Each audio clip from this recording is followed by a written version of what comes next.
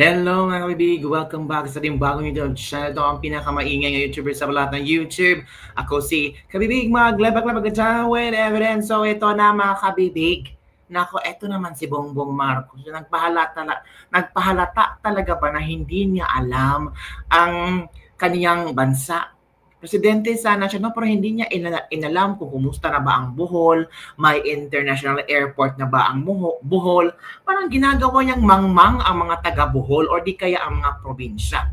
Sabi ng iba, parang ano ba, si BBM parang pagtingin niya sa mga taga-probinsya ba, hindi marurunong at talagang nangangailangan ng tulong. Of course, kailangan talaga ng parang ang tingin ni BBM ba kanang mababa ang kayang pagtingin sa mga taga-probinsya? Yan mga kabibig. So eto mga kabibig ba, yung nakakatawa na video ni BBM kung saan maraming Boholano ang natawa sa kanyang mga pasakalye. And the same time, mali-maling impormasyon ang kanyang ibinigay, nakakahiya. Presidente, pero hindi niya alam ang impormasyon sa isang probinsya. Nako, eto kabibig ha, panoorin nyo ang video. I don't know kung matatawa ba kayo or magagalit kayo kasi presidente na ang nagsalita tapos mali-mali. Ano ba naman yan? Turuan nyo naman si BBM. Ito nga kasi pag walang script, no, mali-mali talaga ito si BBM. Kung ano-ano mga sinasabi ba. Di ba? Halata talaga na walang pakialam at walang alam si BBM sa kanyang mga probinsya sa bansang Pilipinas. Or maybe, first time lang niyang bumisita sa isang lugar, pero kung first time mo bumisita sa isang lugar, make sure alam mo ang history, kung ano ang bago sa isang lugar, kung ano ang trabaho sa mga tao sa isang lugar, or kung ano ang naambag ng isang lugar sa bansa. Diba? O ito kabibig, manood tayo. Oy, ay, ewan ko kung ano ang yung reaction dito kay BBM. O BBM, bumanat. Para malaman din ninyo, inaayos din natin yung Bohol Airport para gawing international airport para yung mga turista hindi na kailangan dadaan sa Maynila destination.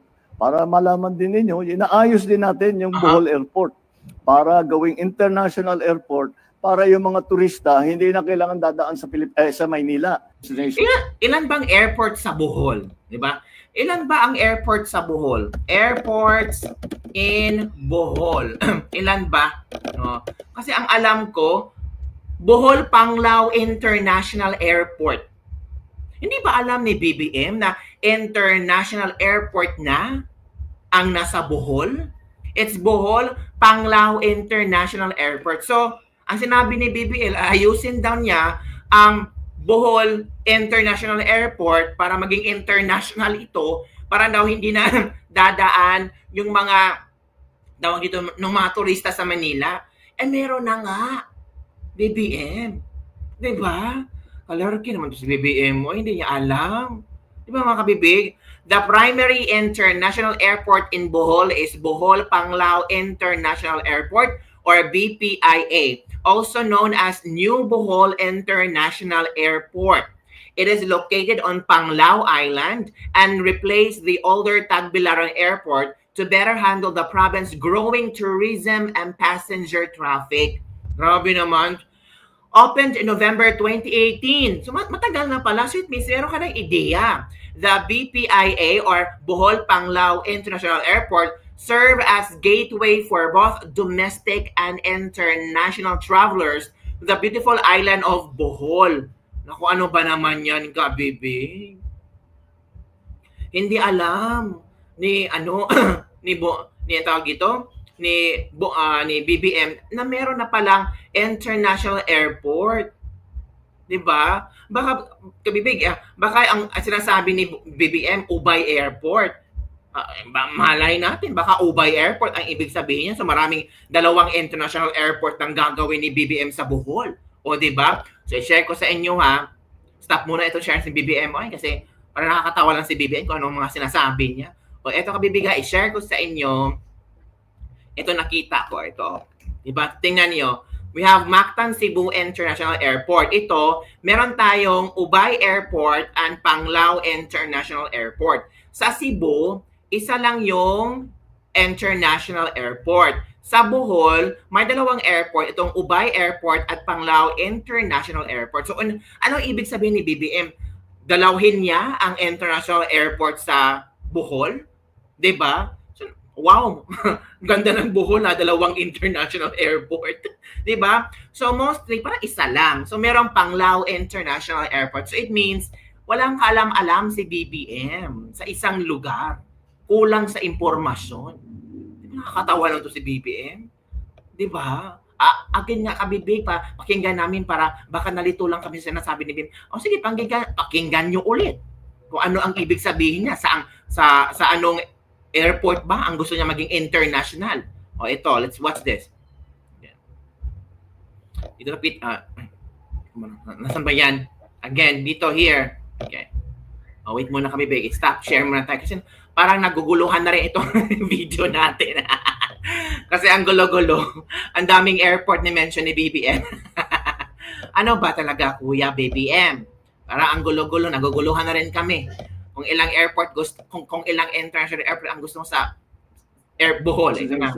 Para malaman din ninyo, inaayos din natin yung Bohol Airport para gawing international airport para yung mga turista hindi na kailangan dadaan sa Maynila destination. So it means ang Panglao talaga. So ito na, basahin natin mga komento ng ating mga netizen. Meow, meow, meow, meow, Madam Unclair, ano na, perting uplo ka, presidente ba talaga yan? Mao na giingon nga, sa 3 years nga paglingkod, hindi niya alam. 3 years na jud siya, sigig plano, way buhat, puro plano. 3 years na daw siyang nagpaplano pero hindi ginagawa. Local flight lang pala, ang Ichion to Panglao, research din pag may time. Local flight pala. Bisan taga-Bukid na kahibalungan na ay series gabiyahe, Pakubao to Sambuanga, Sambogita, Kanapakhang International Airport. Ayaw sa paghisgot og laing plano project. Huwag ka munang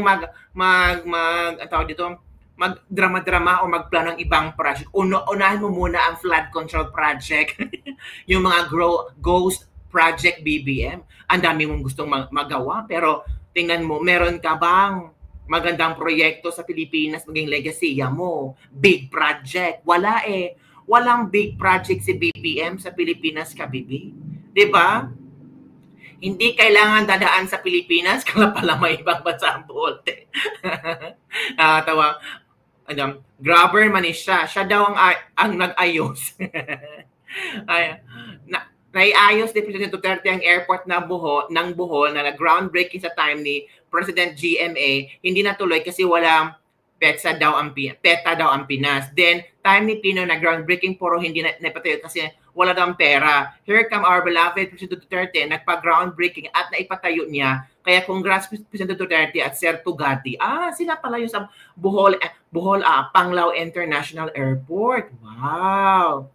Kawawa naman tong si BBM, walang alam na meron palang Panglao International Airport. Basa-basa pag may time, BBM. So yun, kabibig ha. Yun ang mga reaksyon ng ating mga netizen. Mali-maling impormasyon. Presidente pa sana. O ito pa. I think dito, ma-proud na si BBM. Ano ba yan, kabibig? Ay, meron tayong ibabalita. Good news to para kay BBM. Ano ba naman yan? Anong good news? Wait mo, nahanapin ko yung good news. Good news ito ni BBM. Asan ba yun? Wait for ito na ang good news ni BBM. Ay, BBM, happy. O, ito. Ito ang good news mga kabibig. 98.7% na mga netizen suportado si BBM. Wow! Sa isinasagawa nitong investigasyon laban sa korupsyon na may kaugnayan sa flood control scam. Wow! So, kayo mga kabibig, suportado nyo ba si BBM sa kanyang investigasyon? Hindi naman si BBM nag-investigasyon na ang Blue Ribbon Committee sa Senado. 'Di ba? Si BBM magtatayo ng independent na investigation pero hindi pa. Wala pa naman Wala pang sinisimulan ni BBM na independent investigation, 'di ba? Gusto ni BBM na hiwalay na investigasyon na gusto niya. Meron lang sa Blue Ribbon Committee, may mga infracom sa Kongreso pero wala pang independent investigation pinagawa ni BBM. Pero ang mga tao, 98.7% ng mga netizen, suportado si BBM sa isinasagawa nitong, walang isinasagawa si BBM na investigasyon. Nagpunta-punta lang sa mga lugar na di umano'y may ghost projects, may mga bumagsak na mga flood control projects, pinupuntahan niya, di ba? Pero baka yun ang investigasyon, sabi ng ibang tao, baka yun nga, pero hindi pa klaro. Kung may investigasyon, dapat sana may mga pangalan ng lumulutang ngayon kung sino yung nasa likod ng mga ghost projects, mga politiko, mga meron naman mga contractors, pero under observation pa.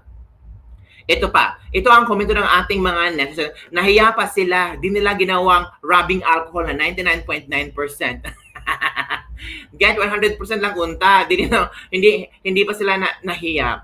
Mas mutuo pa ko 7.97%. A mind conditioning tactics. In his bangungot.